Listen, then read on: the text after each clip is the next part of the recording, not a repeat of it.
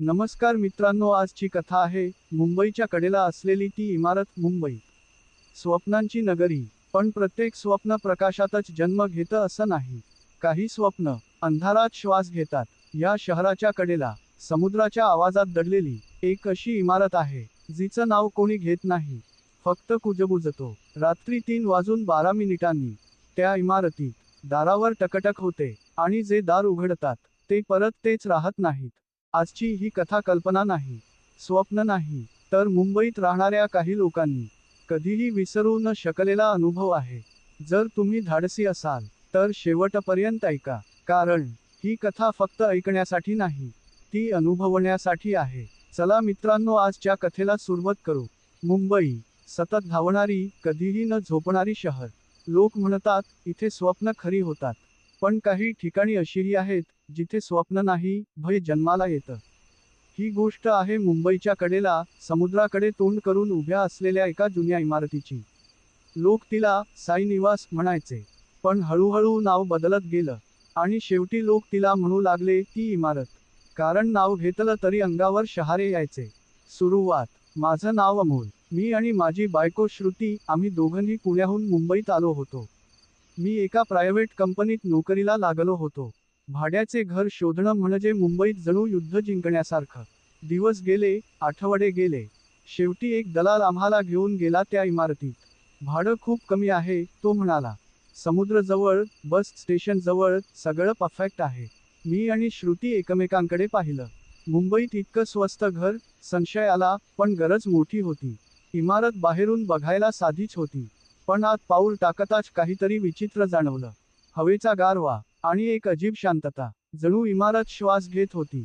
पहिली रात्र. पहिल्या रात्री आम्ही दमलेले होतो. झोप पटकन लागली. पण मध्यरात्री थाक थाक थाक. दरवाजावर कोणीतरी हलकेच टकटक करत होतं. मी उठलो. घड्याळ पाहिलं, रात्रीचे 3:12.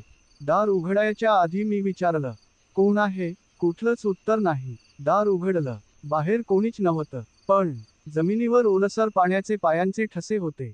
ते थेट आमच्या बेडरूमपर्यंत गेले आणि अचानकच गायब झाले. श्रुती थरथरत म्हणाली, अमोल, इथे काहीतरी बरोबर नाही.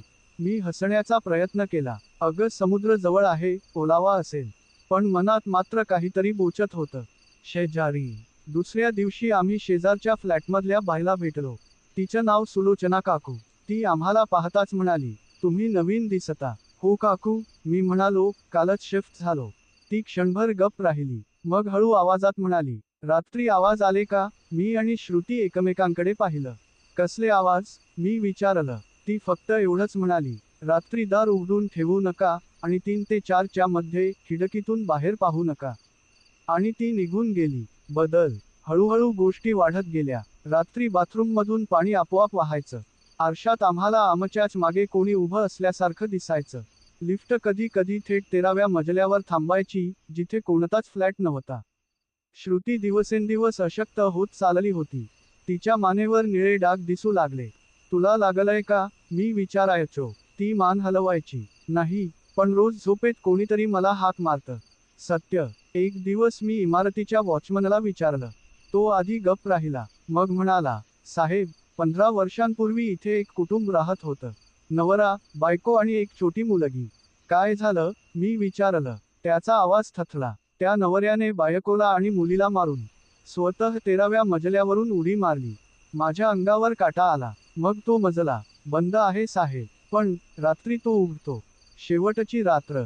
त्या रात्री श्रुतीला जोराचा ताप आला.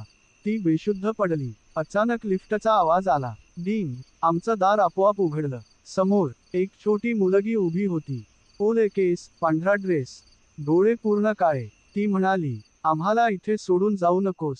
माझे पाय थरथरत होते. मागे वळून पाहिलं. श्रुती बेडवर नव्हती. लिफ्टकडे पाहिलं.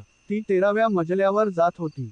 मी धावत गेलो. 13वा मजला. अंधार. आणि एकच आवाज, आता ही माझी आहे. मी डोळे बंद करून ओरडलो. आणि अचानक सर्व शांत. आज मी शुद्धीवर आलो तेव्हा मी हॉस्पिटलमध्ये होतो. श्रुती वाचली. पण आम्ही त्या इमारतीतून बाहेर पडलो. आजही मुंबईच्या त्या कडेला ती इमारत उभी आहे. लोक म्हणतात, रात्रीचे 3:12 आजही कोणीतरी दरवाज्यावर टकटक करतं. आणि दार उघडलं तर परत येण्याचा मार्ग बंद होतो. कथा इथे संपते, पण ती इमारत अजूनही उभी आहे. आजही रात्री 3:12 काही लोकांना दारावर टकटक ऐकू येते. कदाचित ती तुमच्याही दारावर होऊ शकते. जर तुम्हाला वाटत असेल की भूत नसतात, तर फक्त एक प्रश्न स्वतःला विचारा.